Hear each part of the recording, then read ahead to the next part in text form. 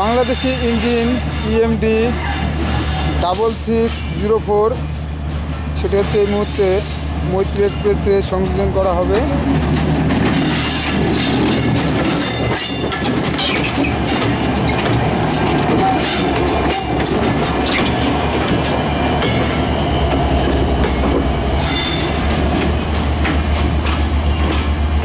এখন হচ্ছে মৈত্রী এক্সপ্রেসের এটি ভারতীয় রেক।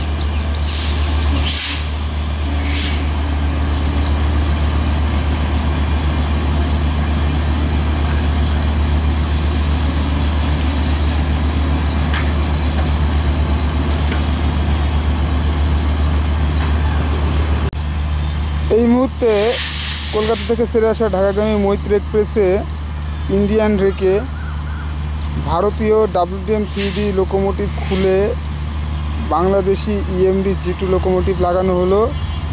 লোকোমোটিভ লাগানো কমপ্লিট হলে নির্ধারিত সময়ে কলকাতা থেকে ছেড়ে আসা ঢাকাগামী মৈত্রী এক্সপ্রেস দর্শনা রেল স্টেশন ছেড়ে যাবে।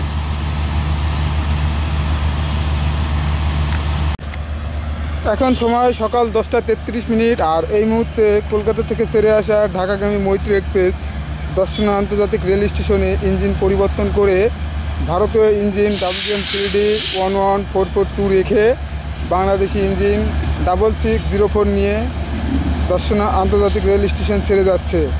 আর আজকে আছে মৈত্রী এক্সপ্রেসে ইন্ডিয়ান রেক।